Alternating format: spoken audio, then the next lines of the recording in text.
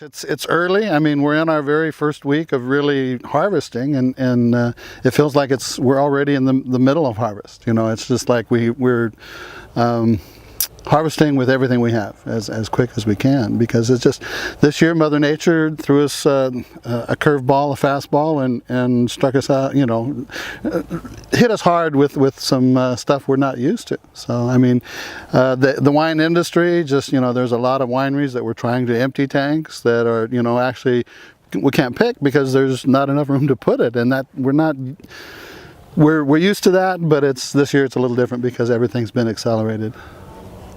You know, this year, the growing season, V17, it started out and it looked like it was going to kind of mirror last vintage, 2016, because June was kind of moderate as far as temperatures. We had great conditions during most of the bloom period, and then it started getting warm. July, August were very, very warm months for us, and then this heat wave right at the end, because we, you know, with premium wine grapes here at Doctors, like all of our vineyards where we're growing premium quality, we really try to walk a fine line as far as how much water the vines get. So you get to this stage and you have soil moisture down and then extreme heat. It really makes for some tricky logistics here late in the season. Here, as we're picking today, we had no problem finding people, the crews.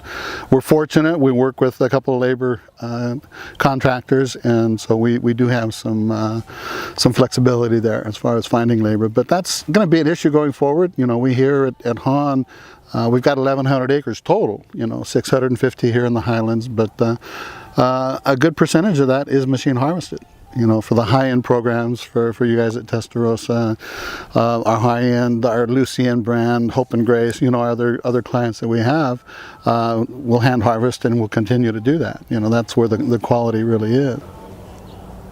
You know, we talk about sustainability. You know, we're certified SIP ever since 2008, and sustainability really is looking at efficiencies. You know, we talk about the 3 E's: the environment, the economic viability, and you know, social equity, efficiencies. You know, that I'm willing to add another leg to that stool of sustainability. You know, so you've got 4 legs, because efficiency is so important, and mechanization within the wine industry is headed that direction. I mean, you know, that the reason we planted our new vineyards with extra space at the end of rows is for mechanization. And this year, because of the situation, I mean, getting the grape off at the optimum timing is really what we're looking for as far as wine quality. And this year we got, you know, it's a, like I said, a shotgun start. So we got to pick as much as we can, as fast as we can this week and the beginning of next week. After that, we'll probably be caught up. And you know, Chardonnay is just going to be right around the corner. As soon as we get done with the Pinot, the Chardonnay is ready, and then you know, some of our other varietals that we have, you know, for a little further south. So Bill, I think, was looking ahead, looking at the forecast of temperatures, and, you know, looking at his schedule. I mean, when it comes to bringing in grapes, it's the logistics. It's amazing when you think about making sure that you've got bins there, and the hauling, and the crew to do it, and then the tank space and the crushing, all that in the schedule. So there's a lot of pre-planning that goes into harvest. Things can get, you know, thrown out the window and you've got to scramble, but you know, working with Bill on the timing, again, we really try to deliver exactly what the winemaker is looking for.